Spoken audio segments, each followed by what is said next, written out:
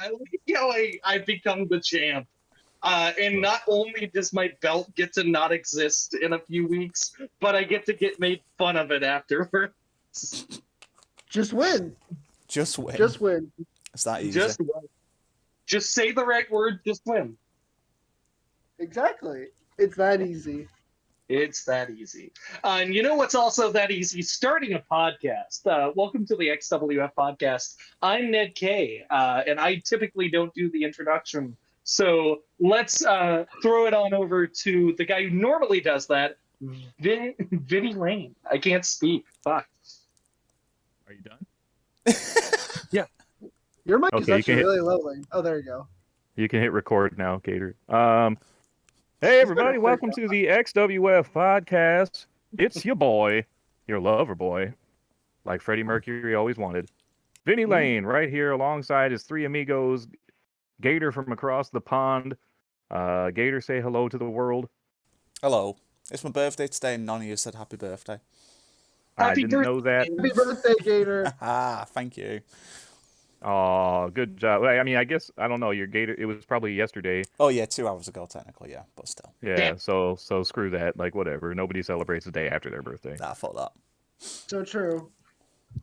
It's true. And Maverick is also here, a guy who is forever young and doesn't even have birthdays. He's kind of like Peter Pan. How you doing, 13-year-old Maverick? It's my birthday. I'm doing well. It's not your birthday. Shut up. Shut the fuck up. Happy birthday, Mav. Okay. Thank you. Thank you. Every day is my birthday. Yeah. And, of course, Ned's here. So, anyway, what do we got on tap, guys? So we had the results of our most recent pay-per-view, Bad Medicine. It was a very stacked card from top to bottom. I mean, we got championship matches galore. We had a lot of grudge matches on there, too. Chris Page and Theo Pryce stepped into the ring again. Honestly, it was a really, really fun, really good show, and I'm glad I was able to take part of it. Yeah, a really good show right out of Kansas City, Missouri. The state that caused the 3/5 compromise. Don't Google it. So this was what, the 27th, right? So this was right after Yes. Thanksgiving. Yummy. Yeah, I mean, just right another card from what we had going on. I'm sorry. I'm not getting over it. It was right after Thanksgiving. Yummy. And then It was delicious. It was also the 27th is my mother's birthday. So there you go. We're rounding out the birthdays. Happy birthday, Vinny's mom. There you go. Yeah, good job, Dan's mom. happy birthday. Happy birthday, Dan's mom. Yeah, she can't hear you. She's very old. Okay. And also doesn't listen to a podcast about foot wrestling. Hearing's getting worse. Oh yeah, she has no idea this podcast exists. It would bring great shame to the family. The reason she can't hear until she's old, it's because she's heard too many of these where I speak. That was arduous to get through that joke. Oh, eat shit, Benny.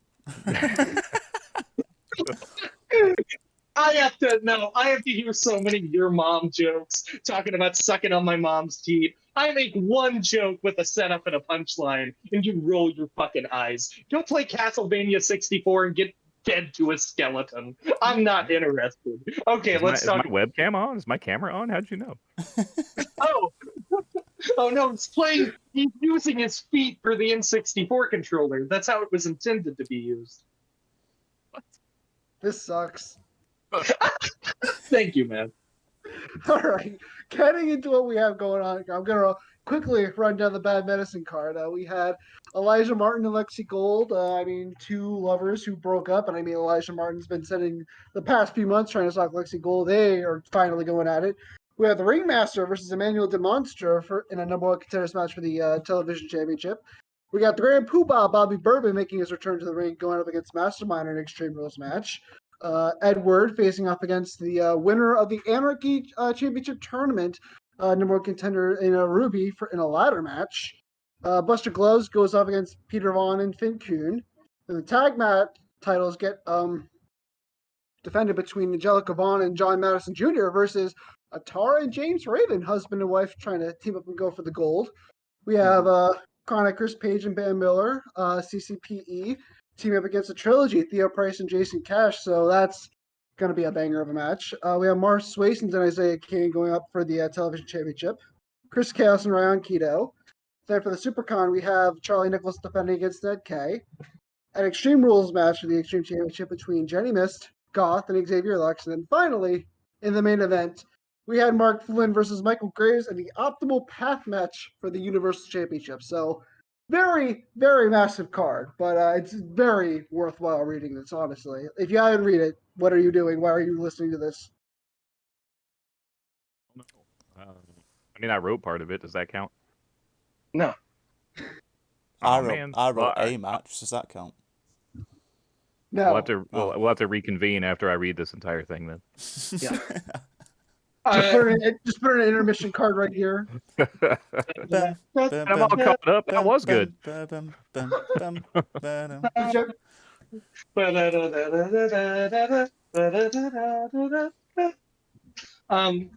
Okay. Sorry. No, we're just singing. All right, go on. Get on. Flee is too catchy. Before we get too far into it, let me get this straight. Is the actual storyline between Elijah Martin and Lexi Gold that he wants to beat up his ex-girlfriend? I mean, who doesn't? Not like black and white. It's I mean, kind those of are- fun. Those are factual things, but that's not like the whole point. Okay. Well, that's good. It's a little concerning. Yeah. Slightly, you know? Well, speaking of Elijah Martin and Lexi Gold, that was the first match. I mean, Elijah Martin, trying to be as aggressive as possible, but Lexi Gold showing that she don't need no man. She can go off on her ex-boyfriend. And I mean, honestly, finally she manages to get a very hard-fought win with a sit-out facebuster on DeMartin, and she can finally put her ex-boyfriend behind her. So Lexi Gold coming out with a win. Oh, so many jokes. Putting the ex-boyfriend behind. No, never mind. You know what? But you're right. She didn't need him. She beat him up. Instead of being the victim, she was the aggressor. She is a strong, sassy sister who don't need no man.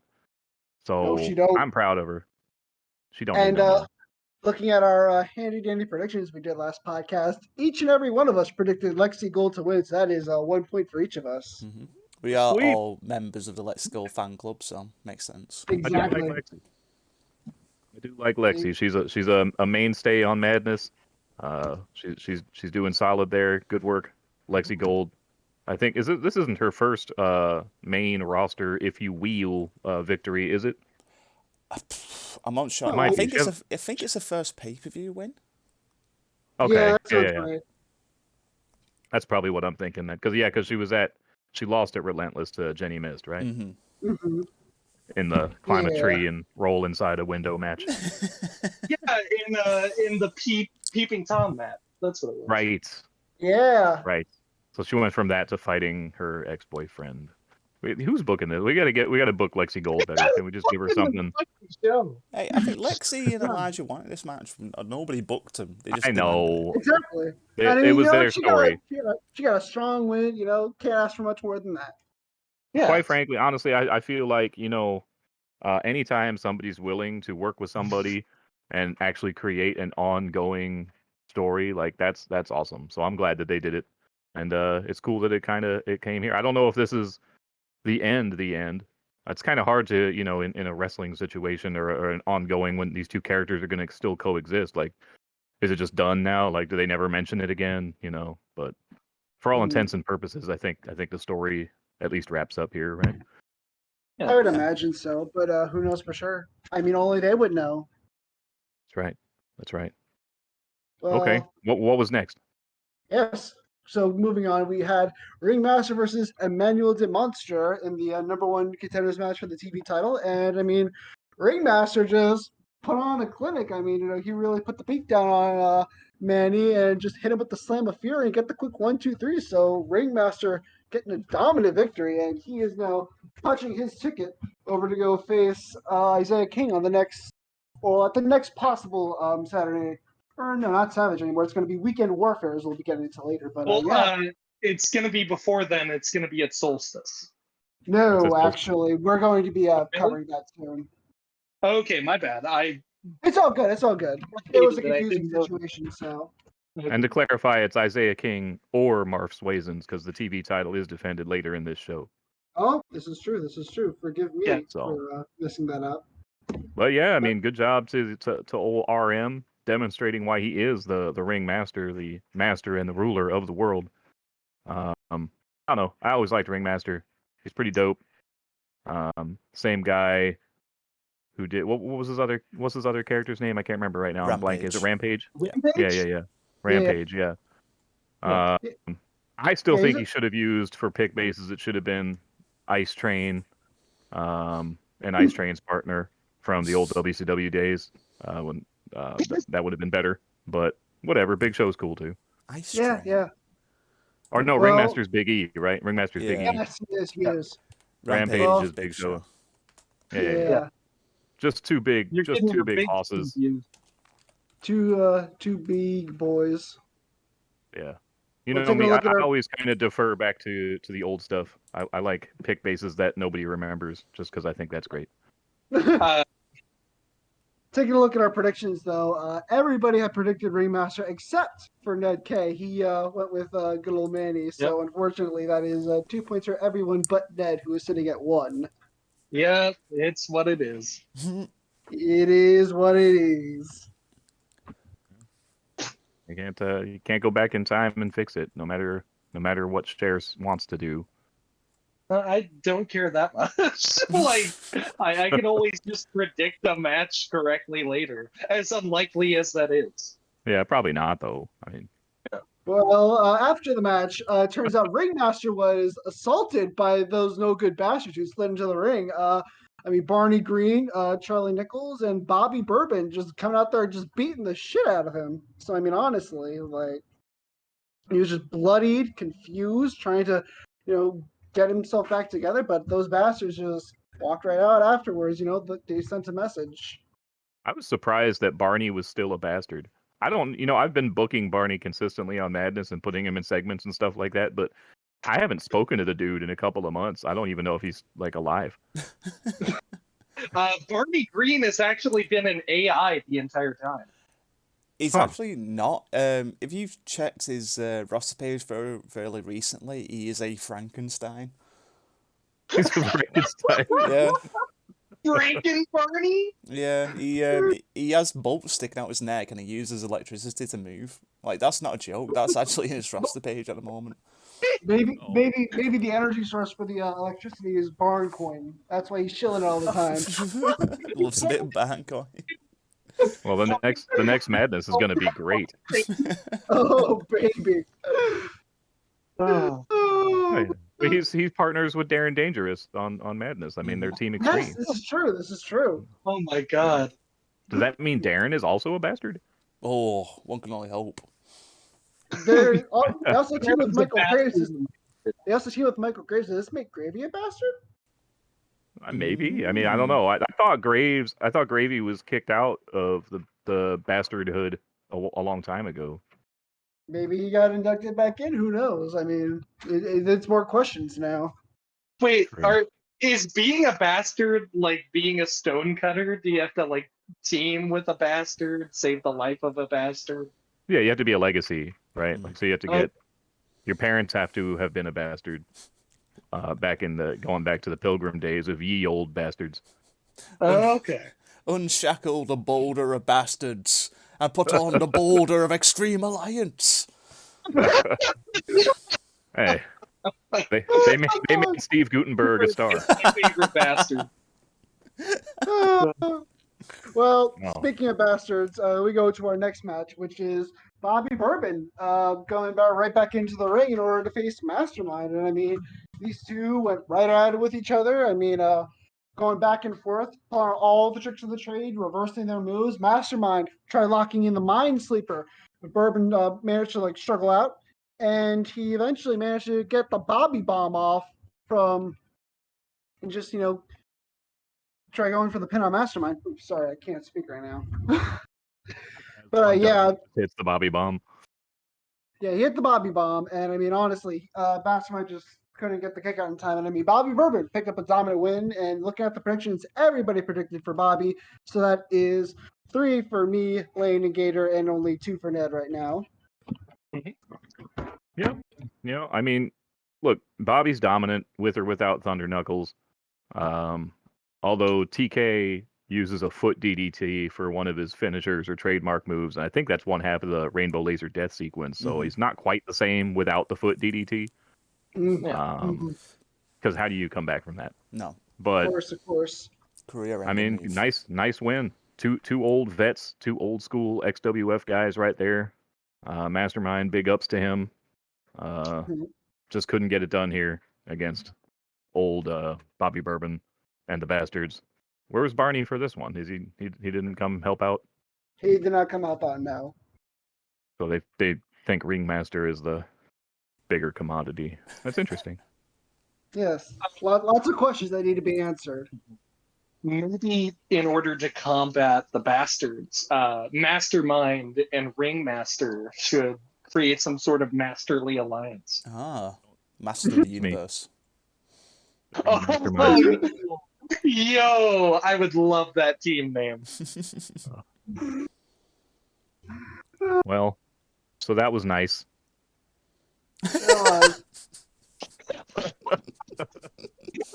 It was very pleasant that Bobby Bourbon came in and beat the shit out of our beloved Mastermind. What next?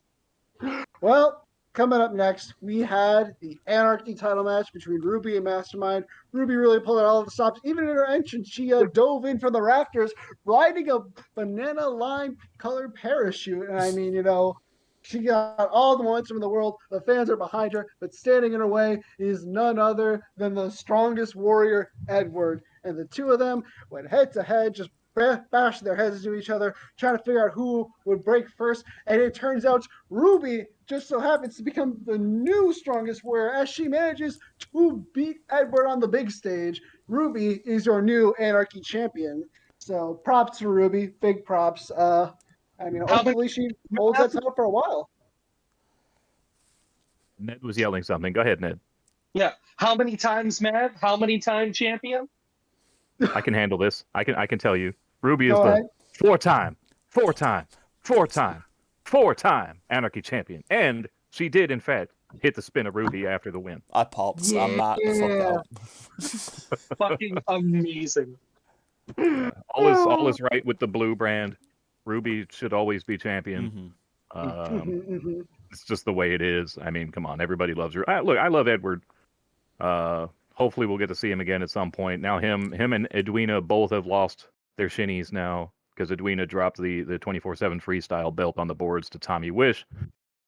Yeah, it's just sad times for the Edward clan, but man, they had a nice run, didn't they? Yeah, they did. They did have a nice run. I mean, they really brought it to Mastermind and the Misfits, and I mean, I imagine that Edward's going to be right back in the mix sooner than later.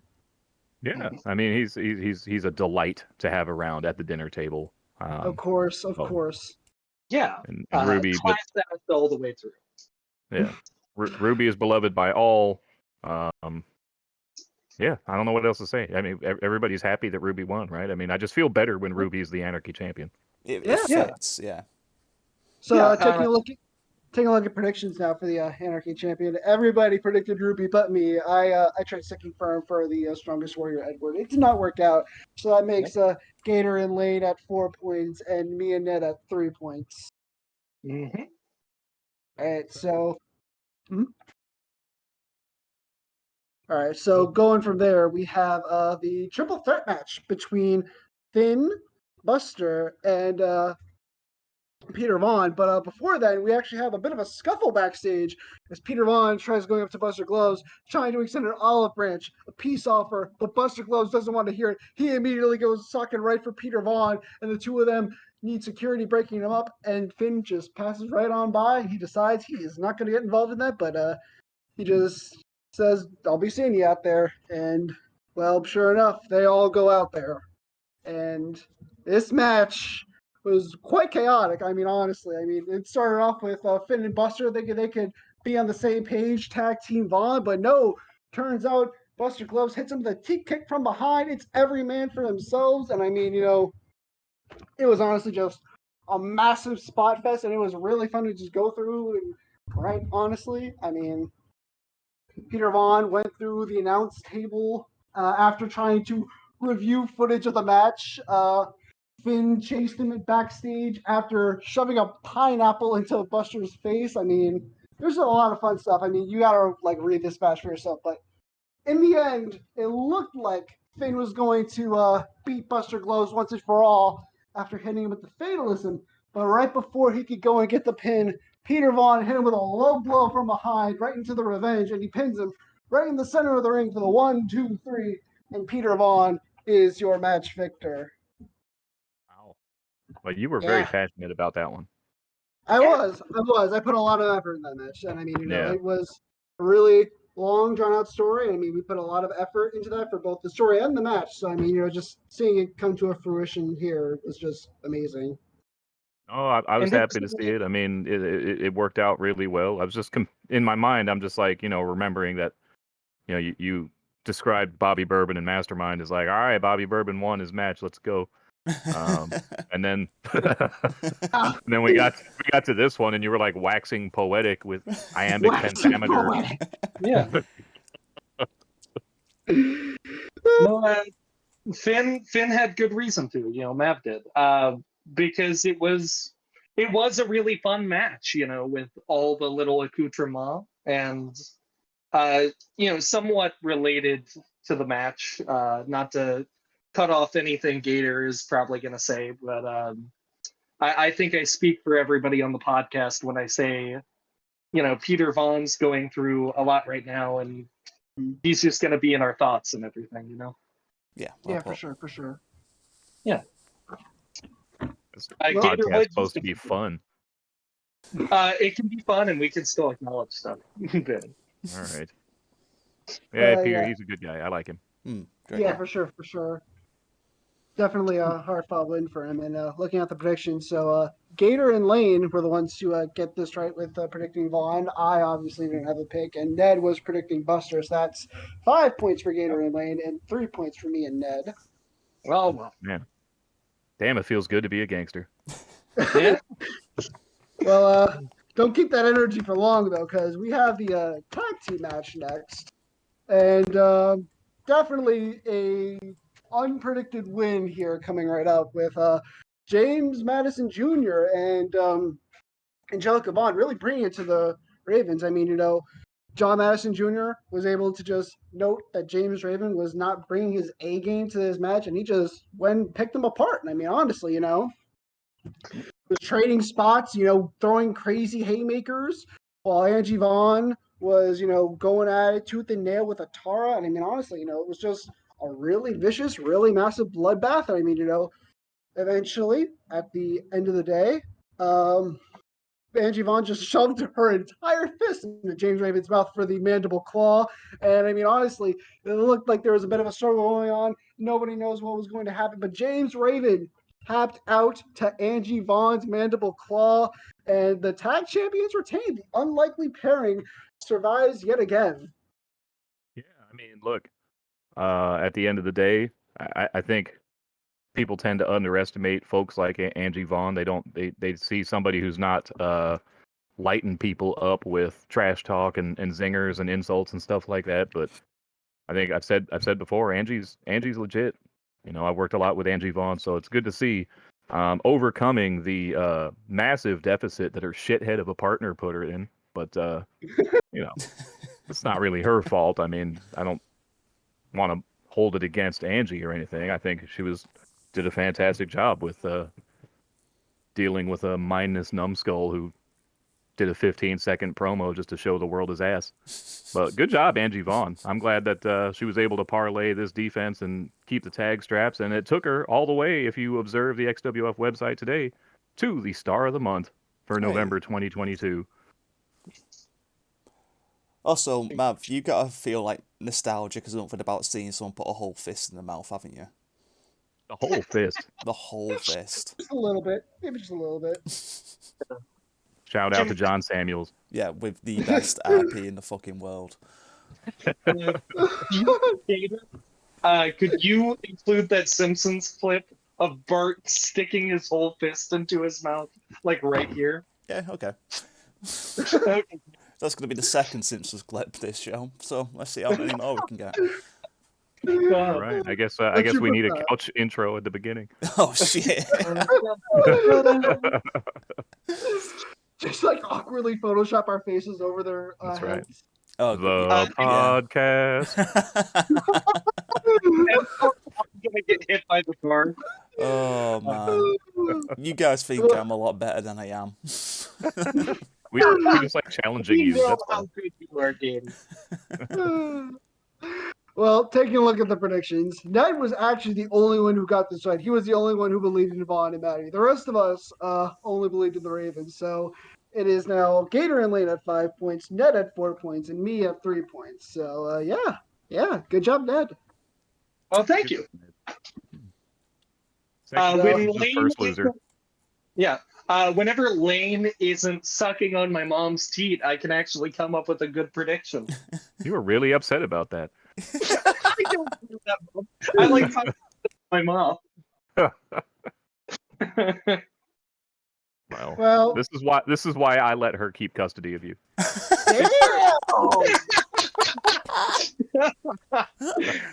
She's doing a real bad job of that. She's trying her best. She's trying her best. Yeah.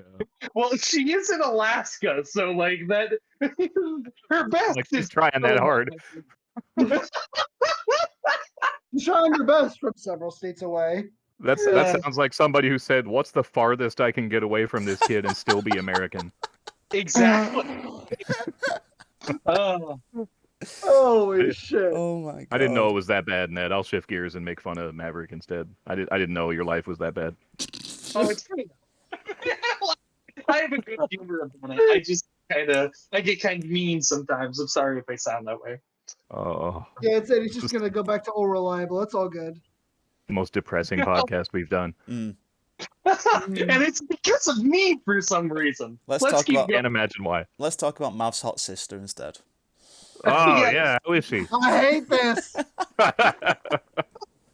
Oh my god! She never Well- answers my DMs.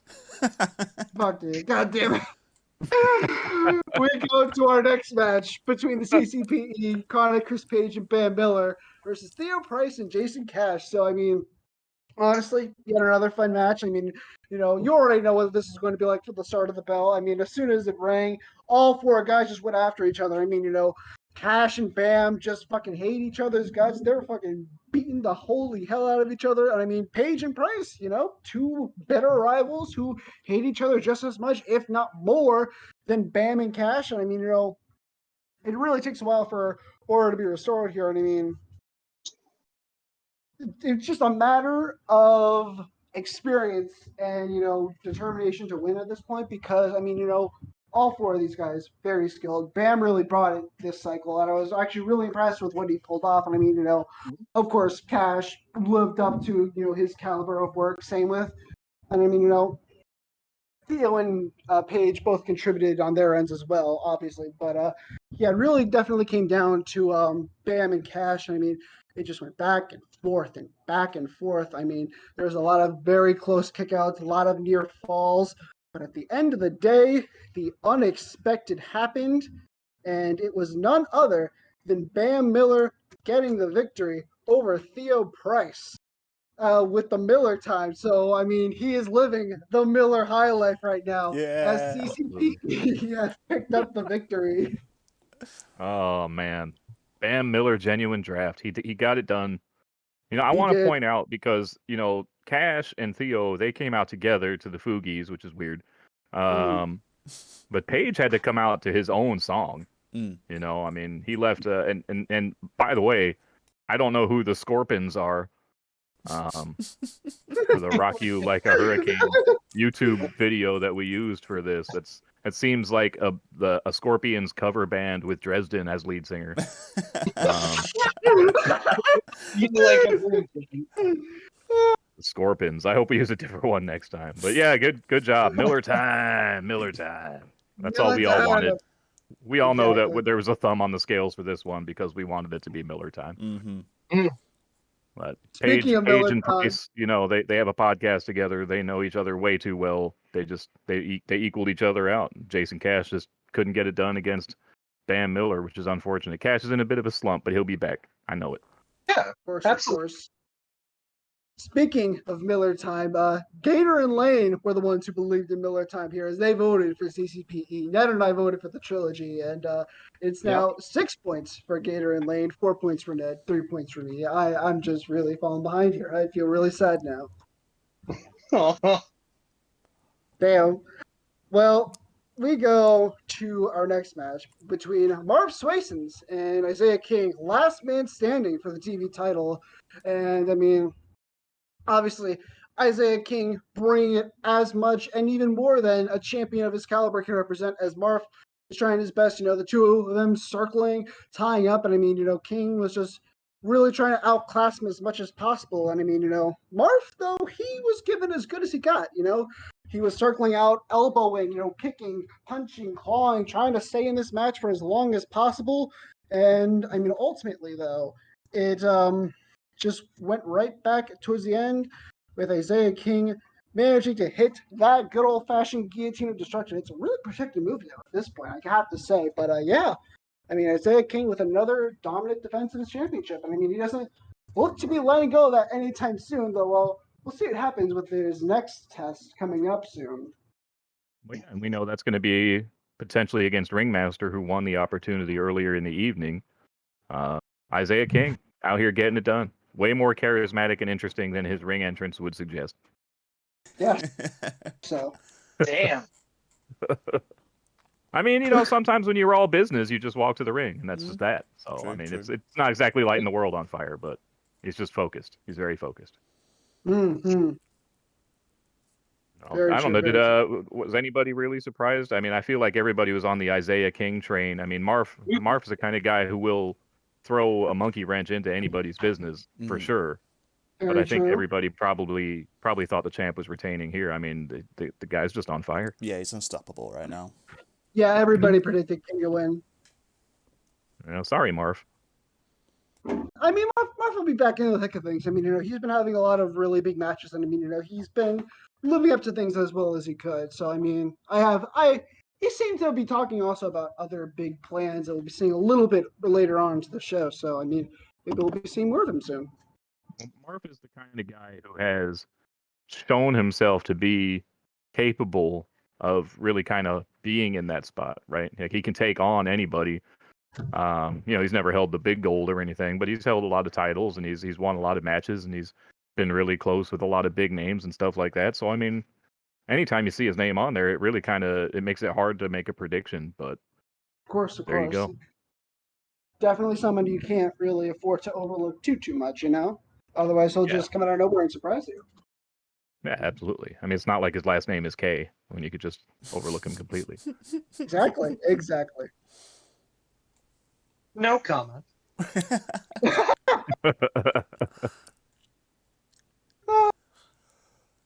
Okay, so that was a thing that happened. Yes, of course. And we had... Remember when we were young and we cared about doing this well? Yeah. No, Those were the good old days. not at all. I don't remember that at all. Okay, I just want to say Gator was getting drunk on the podcast while I was still trying to keep up with Paige, so you two can sit down. I just feel like you know, with a guy, especially because of Gator's beautiful baritone voice and his accent. I mean, it's just when I hear us all talking and deteriorating from show to show, it really is like watching that Get Back documentary where the Beatles are coming to an end. And we're just bickering and hating each other, and then Gator pops up like, I've written a lovely song about an octopus, and then we just ignore him. Oh my Never be my Yoko Ono anytime. Holy shit. Oh, and I'll take a single plum served in a man's hat. Oh no, more Simpsons. There you go. All right, so after that excellent match, we go backstage to Mark Flynn's locker room, who is staring at his reflection with his red, white, and blue belt, talking about you're a winner, you're a success story, you were chosen by the optimal path, practicing his speeches. And as it turns out, he is approached backstage by a man named Irwin, a huge fan, and they converse with each other, talking about how Irwin is the Mark Flynn super fan and has been trying to follow the optimal path. And as it turns out, there is a lot of people trying to follow the optimal path, and it turns out that Mark Flynn might be growing something of a cult.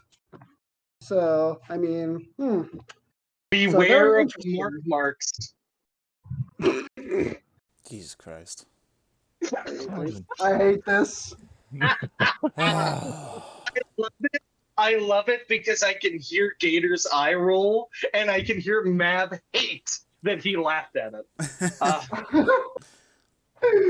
Everything. What are you talking about? He's like a kindergartner learning how to finger paint.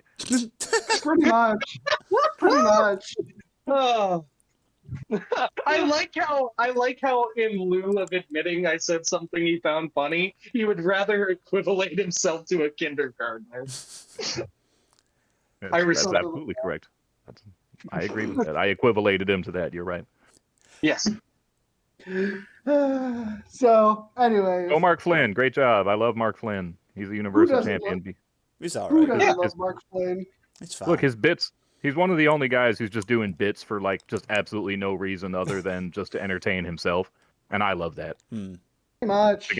The guy just had like a 45-minute long 7-page match against Kieran King on Madness for absolutely no reason. Yeah, as And it the was wonderful. opener as well. As the opener, That was an absolute power move, I gotta say.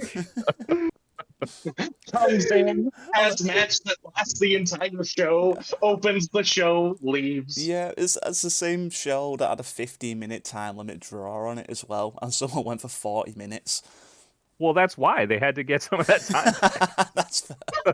Okay, fair. You know, just want to say this Mark Flynn motherfucker his segments keep running long, and he really needs to find some professionalism. He's just ignoring me in gorilla position, saying like, "All right, man, wrap it up," you know. Like, All right. All right, Matt, you got 5 minutes, okay. 40-minute 5-star match. Let's go. Holy shit. That's why the Bing Bong Twins lost so quick too. Damn. Little Cashe. Little Cash App, man. He's An MCC monkey. Ned K's favorite wrestler. The Bing Bong Twins need more love, man. The Bing Bong Twins are so fucking funny. Ned's just turning into a corpse right now, honestly. Yeah, he's just starching himself over here. I'm so sorry, Little Cashe just does that to me. Yeah, I bet. Every time you open Cash App, you're just gonna think of his beautiful face and just start corpsing again. I do. I actually do. I've opened Cash App and thought, and then I started laughing because you ruined me. And then he starts crying because he has no money. Oh. Damn. Island boys. I was supposed to get $100 from my mom in Anchorage. Where is it?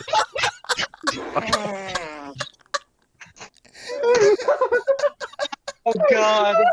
One day, Next match, it's none other than the war that was set up starting at Relentless Night 3 after the Universal Championship match when Chris Chaos returned to the XWF and blindsided Raion Kido, and that has started a long slew of mind games with Chaos trying to get his way into Kido's head, and he's got an XWF contract now, and it has resulted in this match right here, right now, versus Raion Kido, and did it live up to the hype? I mean, honestly, these two guys, like many other matches beforehand, they fucking hate each other, and they showed it.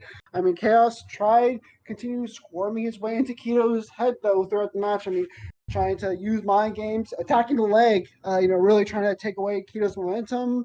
And I mean, Kido was on the back foot for a lot of this match, but I mean, he was really putting on the punishment, though. He was countering a lot of Chaos's moves, really fighting back, showing that indomitable Universal Champion spirit. And ultimately, it worked out in the end for Kido, as he managed to hit the lightning bolt from out of nowhere, and he got the 1, the 2, the 3, and Raion Kido has spoiled Chris Chaos's return with a solid victory. And after the match, Chris Chaos is not in the best of moods, unfortunately, and Myst tried to cheer him up, but Chaos was just hearing none of it. He was very pissed. He was fuming, even. But then, out of nowhere, we see two gorillas in the crowd.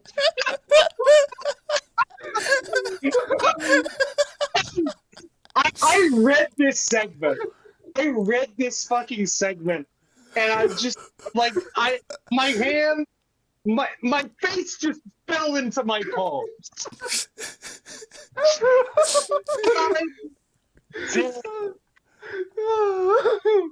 so sorry. Tell us what happened. It was none other than the original fluffy. No. Wait. I want Ned to tell us. Okay. Look, I sit here and I am the object of many of your jokes. You make fun of my absent mother. You make fun of the money I get from her that I don't really get. I am not going to be subject to this sort of treatment. Okay. Chris Chaos is backstage. He's yelling at Myst. And all of a sudden, two gorillas. One that is a large, black, fluffy gorilla, and the other one that is a pink gorilla. Yeah. That's what female gorillas are. They're pink. Standing right by the OG, original gorilla. Yeah. The original gorilla, of course, will be referred to as the OG. Several long moments. Okay, I need to read this sentence.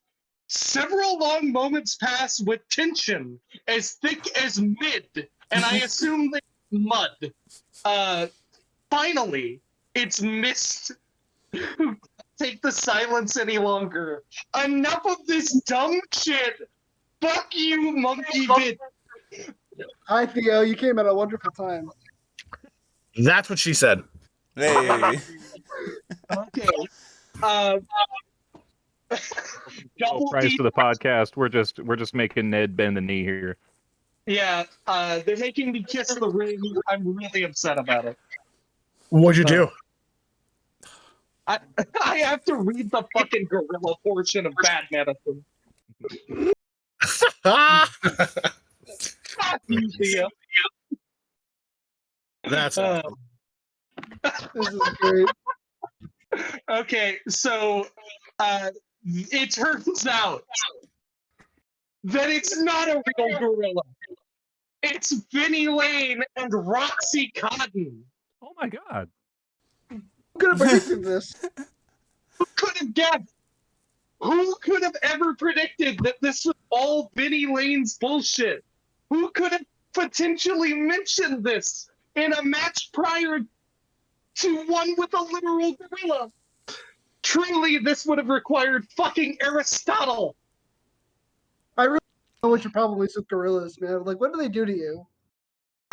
They follow me around everywhere. You don't understand. I make like offhand comments in the regular XWF Discord, and people immediately go, "Yeah, what about that gorilla, Ned?" It's fucking ridiculous. Maybe you should have bragged your way out of the match. I didn't try. It's very upset everybody. Ned's very unhappy about gorillas existing. He is He just gorilla, doesn't- clearly. He has a problem with endangered species. I don't know. No, I know. Don't know where the anger comes from. I'm sorry. I apologize for him, ladies and gentlemen, because gorillas are magnificent beasts. Of course, of You know, course. My mother was a gorilla. I know. All right, guys, can we come on, please? It's 2 o'clock in the morning. I have a toothache. I don't want to stay on gorillas for half an hour. Ned, apologize to Gator. Apologize to Gator, Ned.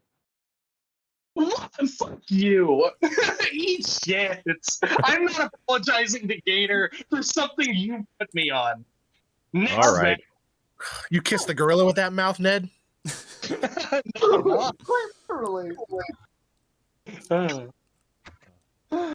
Well, at any event, we come to the next match on the card for the Supercon. It was Ned Kaye going up against Charlie Nickles, the reigning defending Supercontinental champion, and two of them being tied together with the leather strap. And Charlie was immediately pulling on the strap, trying to get Ned out of his comfort zone. And I mean, two of them went back and forth, button heads. I mean, Charlie Nickles is obviously one of the meanest, toughest sons of bitches on the roster. And I mean, he was beating the holy hell out of Ned Kaye. And I mean, he was going around the ring, touching each and every one of the corners. But Ned was fighting back. I mean, he was not just taking this line down because Mama didn't raise no bitch. Well, Raise him at all. technically you didn't raise the bitch, though. Because you didn't raise him at all. Oh, wow. That was really good. That was really good. I was waiting you for Lane to alone, but pick that up was on just too easy. I was waiting for Lane to pick up on that, yeah. Yeah. But Ned Kaye was fighting back with some aggression, really showing his stuff. And it came down to the wire. I mean, Charlie was looking like he was going to be having to figure it out, but no, as it turns out, Ned managed to lock in a sleeper hold, I believe it was, yes. I mean, Ned was really digging it in, and he managed to just reach out, slam the final turnbuckle, and he was the new Supercontinental Champion. And afterwards, none other than Theo Pryce came out to congratulate Ned Kaye on his big title victory, the title that he was screwed out of winning at Relentless. And he has announced some new changes, such as Wednesday Night Warfare and Saturday Night Savage merging together into Weekend Warfare. And then afterwards, he also announced none other than on the last Wednesday Night Warfare of the year, it is going to be Ned Kaye versus Isiah King, merging the Supercontinental Champion and the Television Championship into one brand new title, which will be made after the show. So can't wait to see that. Yeah, that's a big development. Really, I mean, you have to, all joking aside, you have to kind of look at this as kind of an upset, right? Ned really rose to the occasion. Good job, Ned. I'm glad that you had some success at Bad Medicine. No, you're not. Nah, you're right. I'm pissed. I'm pretty pissed about that. Oh, just adding on to that resentment a bit more. Me and Lane both predicted Charlie, but Gator was the only one who believed in his fellow cuck. So he has managed to score the point here, putting him ahead at 9 points to Lane's 8, Ned's 6, and my 5. Yeah, I'm good. Sorry. Go ahead. Nothing. Go on. Okay. I just want to remind everybody when Vinny was making fun of me last podcast, and I said, the more you do this, the more you make sure I'm going to win. I did it. Take that, Mom. We'll be hopefully that she hears this all the way over in Alaska. Yeah, hopefully she'll. My mom, a big listener of the podcast, she went states away to get away from me, but she definitely listens to my voice on a regular basis.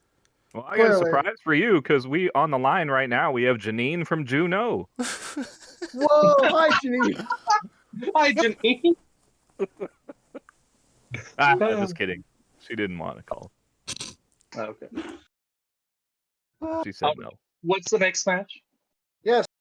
Match. I'm so glad you asked. It is none other than the Extreme Championship match between Xavier Lux, Goth, and Jenny Myst. Goth had some harsh words in the beginning of the show, calling out Lux and Myst. I mean, he's got a real fire under his belt. I mean, he's trying to bring home the championship that he was screwed out for so long.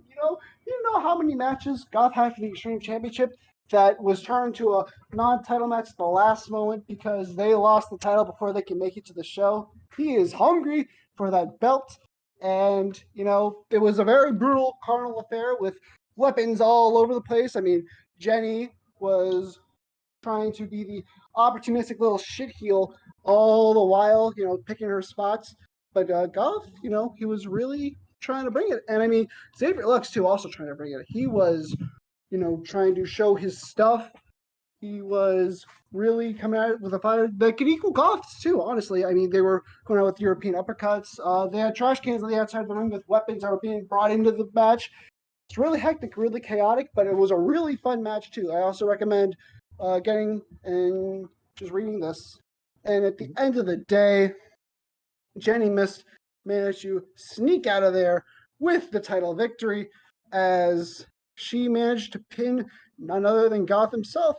And Jenny Myst still your XWF champion.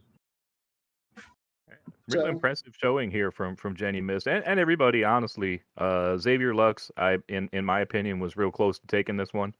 But Jenny just really pulled it out where it counted. I mean, Goth also right there in the chase. I think maybe a step or two behind the other two as far as the promos and stuff went, but it was all very entertaining, very good stuff. Really impressed with Myst here because, Jenny Myst's problem has never been winning. It's been kind of staying in a winning mindset, I guess, and continuing to win. So especially after what had to be probably a tough loss earlier with her buddy Chris Chaos there and suffering an assault from a giant primate. This is very impressive and still the Extreme champion. Benny, that's no way to talk about Roxy. Wow. So I hope she's not listening. I agree that Jenny surprised all of us. I believe we all thought Goth was going to win, and he ended up taking the pin. And Goth is going to have his moment, either getting a title or having another title shot soon enough.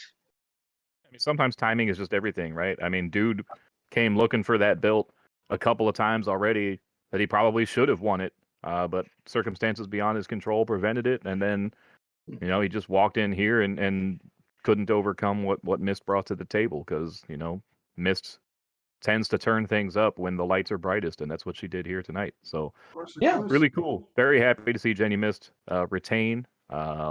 That's a tough match to win. It's a 24/7, anything counts, lose your title. It's a triple threat, so you have really no control. You don't even have to be involved in the decision. So great work from Jenny Myst. Real proud of you, Jenny.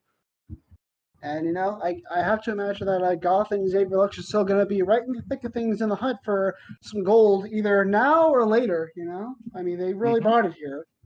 Yeah, totally. I mean, that's, neither one of them has been around as long as Jenny has. So, I mean, Jenny knows what she's doing in the XWF. I mean, Xavier Lux has had a lot of success elsewhere, GCWA, OCW, places like that. But this is a different ballgame. So things go a little bit different here. In Goth, same thing. He was in, was it SCW, I think, is where he was a big deal before. Correct. But you gotta change things up a little bit. So, they'll get there. They're working on it. That Kate sucks. Fuck you, Benny. We in the predictions, we all actually predicted for Goth to be the one to win, and he was actually the one getting pinned. So none of us get the point there. So it is still Gator in the lead by a margin of 1 point to go as we go into the main event, none other than the Aggro Crag match between Mark Flynn and Michael Graves for the Universal Championship, refereed by the one, the only, HoloRef.gif. Oh, God, yeah. I forgot that. She's non-corporeal. As soon as I found out we got a non-corporeal ref, I put her in there. Hey, it's all for the better because now we can't accidentally bump into one of the guys and shut them off. There you go. Oh, It was a tactical decision on our end. the referee of the future. So, of course, as to be expected from this match, it was pure and utter chaos. They both tried scaling the aggro crag as far as they could, but I mean, there was just pure, unbridled viciousness from both of them as they want nothing more than to have the Universal Championship around their waist once again. And I mean, Graves wasn't playing no shit. He was trying to take it to Flynn, but Flynn was just having none of it. And he was whipping him around. He was trying to bash him, but Michael Graves was letting loose some screams. I mean, they were going really back and forth here. I mean, Flynn tried also using Graves' neck injury to his advantage. Like, that was really getting him. But Graves responded by firing some yellow mist into the champ's face. And it was looking like a bit of a question mark for how this match is going to turn out. And I mean, really fun match, honestly. You should definitely check this one out. But ultimately, in the end, Flynn got an arm free from Michael Graves as he tried to. Hang on. Yeah, he tried going for Graves' consequences, and Mark Flynn managed to get an arm free. And ultimately, he hit the end, dropping Graves off of the aggro crag and to grab the Universal Championship. So Mark Flynn, once again, your Universal Champion. Wow. Yeah, I mean, once again, but he retained in spectacular fashion. That's good to see. I mean, Graves ain't no joke, folks. So, I mean, that was a tough victory. I was happy that was the main event. I was happy when it got booked. I was happy to see it. The promos go at it. I knew that was going to be a fun one. I mean, Flynn's on another level. Like, he's just operating on another planet from everybody else right now. But if there was somebody out there with the kind of weird creativity that could match Flynn, it's a guy like Gravy. So, I mean, that was excellent. I mean, I hope they do it again, actually. Yeah, definitely, for sure. I mean, I know Graves didn't quite get to bring as much as he wanted to bring to this match, unfortunately, in the end. But, I can imagine that there's going to be a rematch sometime in the future because the story leading up to this match was absolutely spectacular and amazing to read. And honestly, I loved every bit of it. Yeah, I mean, sometimes, it just doesn't work out.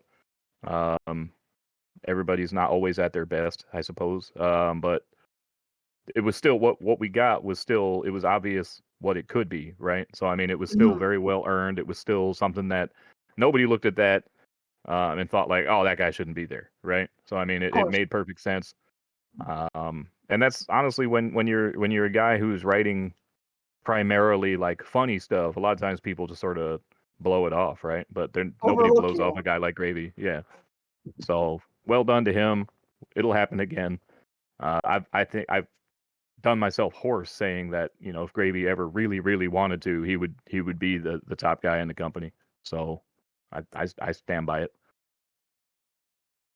He's it was one of those guys who could be in the running for it.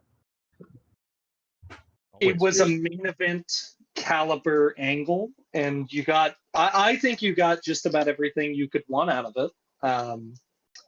But I agree with Lane that running it back would probably be a good idea. It was fun. Yeah, man. Yeah, we got to do that one again. I mean, it sucks anytime, and we had a couple of matches like that, right, where people just weren't able to really do what that they can do. And that's just, that's how this stuff goes. I mean, that's how the e-feds go and how the hobby goes in general. Is sometimes people just can't do what they are usually capable of doing, and everybody knows it, and they're just like, whatever, we'll get it next time. But really, I want to make sure we get it next time. For sure. Gator, do you have any thoughts you want to add on to this? Nah, fuck Flynn and Gravy. Damn. Well, that couldn't be any more different than all that stuff I just said. Yep. Kido's to the Gator's Cashe. just giving everybody their flowers. Me and Ned agree with him, and then Gator's just like, fuck this shit. Actually, no, you're right. Sorry. No, fucking Raion Kido for not cashing in and making me win. Like, this little point bonus shit. That's right. That's why he's mad. Well, that's Yes, not really, Gator. That's not Flynn or Graves' fault. It's everyone's fault. It's everyone's fault apart from mine. Well, at the end of the day, Raion Kido not cashing in means that Vinny Lane was able to tie up the predictions at 9 points apiece with Gator, Ned trailing behind at 7, me trailing even further behind at 6. So, yeah, good job with tying it up, Lane. Yeah, no, I mean, and a tie goes to the boss. We all know that. Of course. What? Yeah. I count double. I edit this fucking podcast. I win. Who the fuck do you think it's to, mate? Gator's right. I wrote a song about an octopus. It's a lovely song. Thank you so much. Because if you weren't gonna call it back, I was going to. What if we was in a big yellow submarine? Oh no, I hate this. Oh, Well, all things must pass, and so must this podcast, but not until we get to the upcoming cards. Well, Yes, let's get before the that, cards. we have one more announcement coming up on the pay-per-view. It is the announcement for our next big show coming live from the U.S. Bank in Minneapolis, Minnesota on Sunday, January 29th. It is none other than Snow Job Whiteout. So definitely be sure to stay in the loop for matches for that. It's going to be a really fantastic card. I can already tell right off the bat. So definitely stay tuned. Everybody loves a good snow job. Hee. It's like blow job. It's way funnier than the initial comment. Sorry as well. Snow Job, get it? It's like Blowjob was also the working title for the next pay-per-view. He's actually not kidding. I'm not. Not kidding. Nope. Get it like blowjob. Yeah, it just got knocked off in the last edit. So, the upcoming cards. Did you want to go through the Anarchy card, Lane, or did you want me to do it? I can run through it really quick. I mean, it's a pretty basic card here. The biggest piece of information out of it, I don't know if anybody notices, but Anarchy always stays domestic, right? It's always U.S. based, but this time they're going up to Canada. So I noticed they've already all been to 50 states. So now they're up to Prince Edward Island. Too bad Edward is not here to go to Prince Edward Island. I think this is where his son is. I don't know. But yeah, so we have a couple of debuts to the brand and to the Fed, starting off with a newbie versus a newbie with Squiggly the Clown. Versus... What? Squiggly the Clown, let's go. Yeah. It's right there. That's it right there. He's on the roster. It just said Squiggly. Squiggly the Clown. Okay, I'm interested in Anarchy all of a sudden. What the fuck? This is so cool. He acknowledges it exists. Yes, and he's taking on insight. he's taking on somebody named Leviathan, who his pick base is Robert Downey Jr. So I mean the name doesn't really match the visual, if I'm being 100% honest, but that's okay. I'm sad he's not. I'm sad his pick base isn't Batista in his Leviathan days in OVW. Yeah, I mean. Leviathan, I mean, that's like a giant sea monster, right? Like from the Bible or something. And like, no, it's just Iron Man. Iron Man But is that's also... okay. It's okay. Maybe he can overcome it. Maybe he's like, I didn't check, I don't know the stats. Maybe he's like an 8-foot Robert Downey Jr. We're allowed to do that. You don't have to stick to the statistics of your pick base. Mastermind was a 5'3" Undertaker for a really long time. Yes, this is true. But to be clear, we are all rooting for Squiggly the Clown. Yeah. I feel like I knew we would be. I knew that my crew, my podcast compadres, would be firmly squiggle heads, as his fans are now known. I don't like the name. Do you know I love this. Squiggly the Clown was born in 70,000 BC.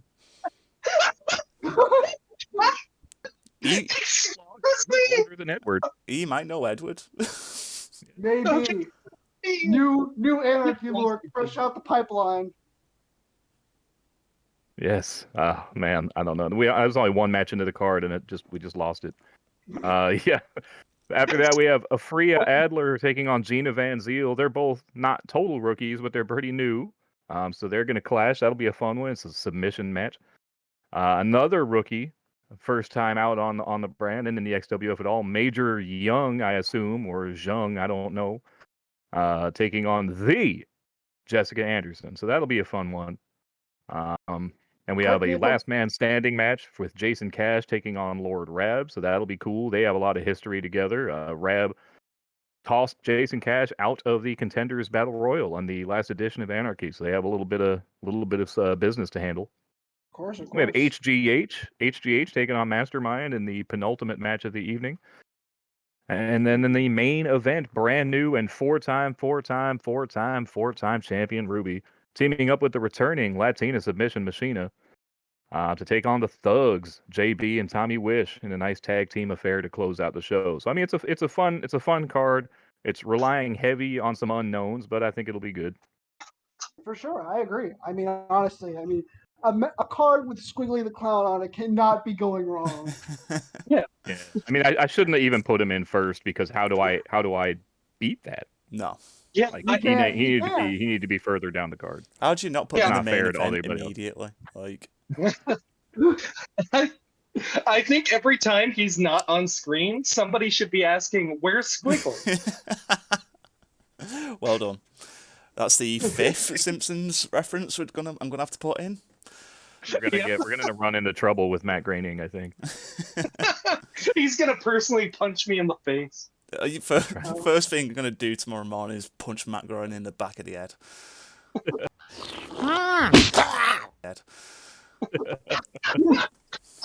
So true.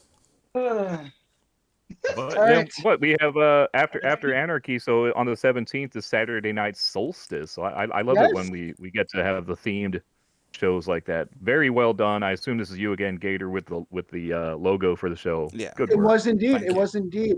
It's a very That's- Christmas-themed edition of Saturday Night Savage. Technically the last Saturday Night Savage, coming to you live from Santa's Village over in Jefferson, New Hampshire. We're going to be taking over an amusement park for this last edition of Savage, and every single match on the card is sufficiently holiday themed. So we're going to go through it quickly, and I'll be sure to try my best to explain all the match stipulations here. So It's a we good have- one. Yeah, there's a lot going on here. yeah. So Major Joan, he's going to be making his debut over on Anarchy, but afterwards he's going to be facing Jackie O'Lantern in a Flying Skull match. So it'll be taking place at the Little Elf Flying Skull ride. After 5 minutes, the ride will be beginning with the planes swooping down across the area, and the competitors have to duck, dodge, and ride the obstacles throughout. You win by pinfall or submission. Next, you got Bam Miller versus Marf at a holiday food fight, taking place in the Merry Mess Hall with Christmas-themed dinners and desserts present on the tables. More dishes are going to be served throughout 5-minute intervals, and you win by pinfall or submission. Next, you have Finn Kuhn going up against Emmanuel Demonstre in a Polar Paradise match. Going to be taking place on the Polar Paradise pool, which will be completely frozen over, and you win by sending your opponent through the ice into the water below. Next, we have Raion Kido versus Holden Ross. It's more Trilogy versus CCPE in a Winter Wonderland match.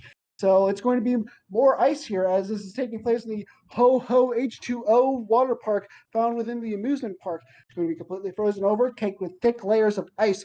You have to navigate through the park with only the light of the XWF cameras to find your opponents and defeat them. Anything goes. Win by pinfall or submission. Next, we have Chris Page versus Buster Gloves in a Red-Nosed Reindeer match. So Buster Gloves continuing his own crusade against CCPE, going after none other than the leader himself.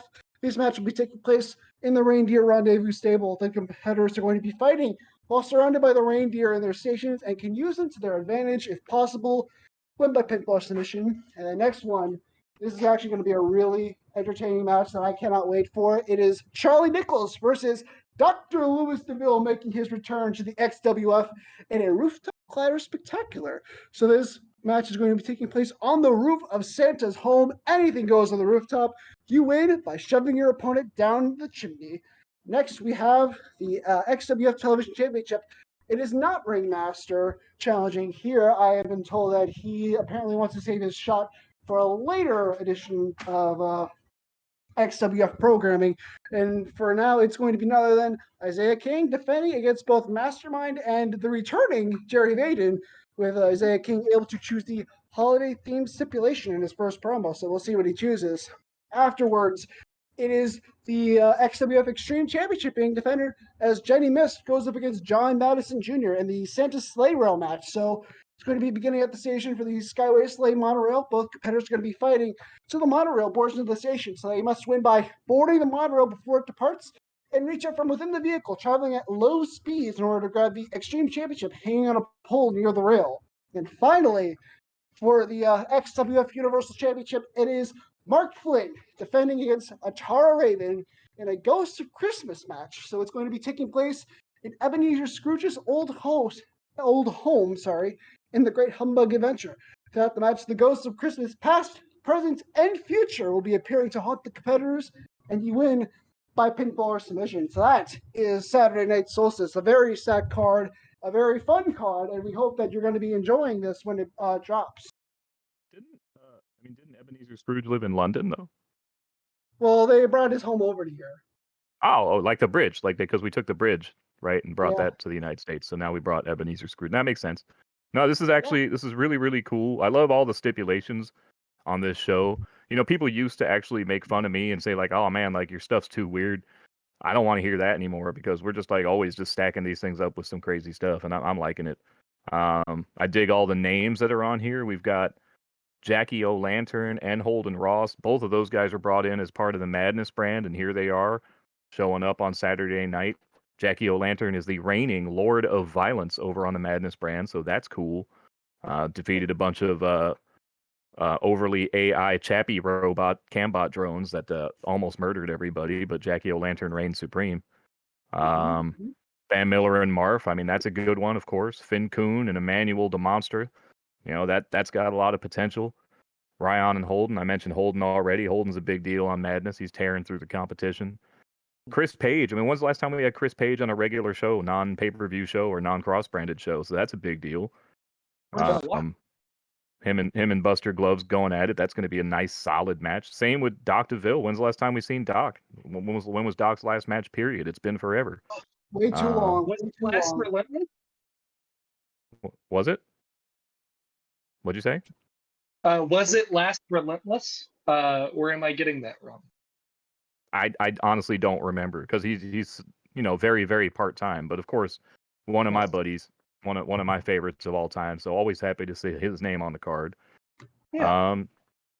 Jerry Vaden in that triple threat for the TV title. I mean, Jerry was gone for a while as well. I believe she was at Relentless, but not really. Before that was gone for quite a while. So good to see Jerry back. Another X title match with Jenny Myst and John Madison. I mean, that's going to be fun. And in the main event, Addie doing her thing. Addie it's almost like a rite of passage for Addie to face the Uni champion. One of these days, it's going to be her time. Maybe it's going to be this time. I don't know. But I mean, so many title matches, so many names we haven't seen in a while, so many kind of folks crossing over from other brands for the first time. I mean, this is an awesome show, and the theme makes it even better. There's just a lot. It's going to be probably one of the better shows that we had all year long. So I'm looking forward to it. A very special occasion that I actually did not mention at first for the television championship match. This is none other than Mastermind's, I believe, 250th match in the XWF. So a very special occasion here. Really? Yeah. 250th match. Jesus Christ. Yeah. Wow. He's been quite around the block. And he's won a good dozen of them. This is a good dozen. That's actually we were talking about the bridge. That's where we got it from. Was from Mastermind. Clearly. He lives underneath that bridge. He harasses goats for money. Goats? Oh, Jesus Christ. Of course, if you were wondering at home how many role plays that the Extreme title match was going to be, mono RP. Mono means one, and RP means RP. Yeah. Yeah, I mean, it's actually the same as the Uni title match is a 1 RP. The TV title's got 2. There's a lot of, a lot of the matches are 1 RP each, but that's just kind of the way things go in e-fetting these days. I mean, that's part of the reason that we're moving in the direction that we are moving, where we're combining the Warfare and Savage shows. I mean, honestly, the days of just people writing freaking novels is probably behind us. People just don't have that kind of time. I mean, not I don't. most adults Shout out don't. to when I was first coming into the XWF and I was seeing the likes of Duke and Azrael or Rebus going on for like, what was it, like 13 RPs between them? Some shit like that? Yeah, I mean, I've done that. Gator's done that. I mean, anybody who's been around for, more than the last 2 or 3 years has done the unlimited business, and none of us want to ever do it again. No. Yeah, no. Those days are long behind us. I wrote 9 IPs in a week once and never want to do that again. Oh, yeah. That's I think my record was 11. Fucking hell. Yeah. I mean, they were all shorter than what you see now, but I think they were also worse, honestly. Of course they were. Sorry, didn't you write 6K against Guppy as well once? Yeah, and I actually, oddly enough, I lost because it was too long. At least that was the feedback that I got. Yeah.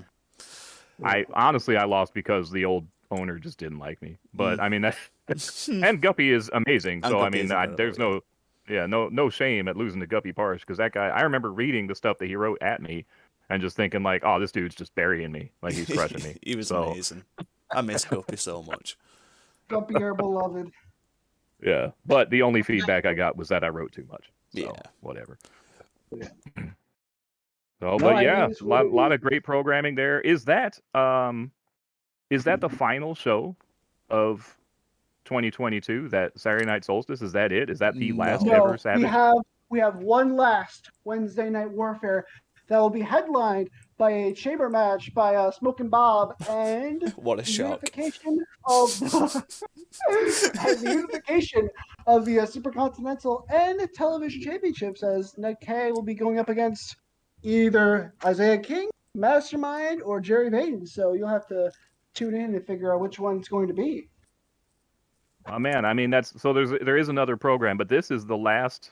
This is the sunset for Saturday Night Savage. This is the last one. Mm. And wild.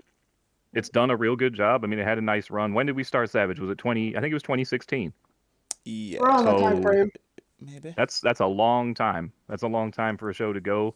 I'll be sad to see that. I mean, we're still gonna look. It's not dead. We're combining them, right? So you're gonna have aspects of both of these shows. It still exists in our hearts. It's still gonna be on the weekend. We're gonna have Weekend Warfare starting in 2023. But yeah, this is the sun going down on Saturday Night Savage. Although it searches itself, it's always someone else it sees. So it's a little Elton John for you. Yeah, so that's it for Savage. We'll have another Warfare, and we do have a Madness that's going to take place at the end of the month. That card is not booked yet. We'll be getting that up shortly. And again, this is the last podcast for the calendar year 2022. Another great one in the books, if I do say so myself, folks. It was a pleasure to start doing these up with you guys. We're gonna have a little bit of a break for a couple of weeks to get through the holidays and the new year and stuff, and we'll be back at it again in 2023. But yeah, we'll have a lot of stuff to talk about, and we'll see how the new streamlined, stronger, better, faster XWF gets off to a start in after January, and I'm looking forward to all of it. And we four will get back together again at that time. I assume so, unless anybody quits or dies. Who knows? Yeah, I mean, Gator's got a real bad toothache. It could be cancer. You never know. Yeah, maybe. And Ned might starve to death while staring dolefully at his Cash App, waiting for food money. I might be grounded for all of eternity. Yep. Reminds me of gorillas. You never know. Maybe you'll get your stocking stuffed by a gorilla. But that's it. That's all we got for everybody. So, everybody, thanks once again for tuning in. Thanks for joining us. If everybody wants to go ahead and what's that? Or anything you'd like to say, Elaine? Maybe a goodbye message? Yeah, I mean, look, the holidays, they come and they go. They mean different things to different people. But to me, it's it's peppermint. It's a warm cup of cocoa. It's Christmas carols. It's family, and it's fucking Ghost Tank right up his stinky fat ass. There we fucking go. Oh, Take every one.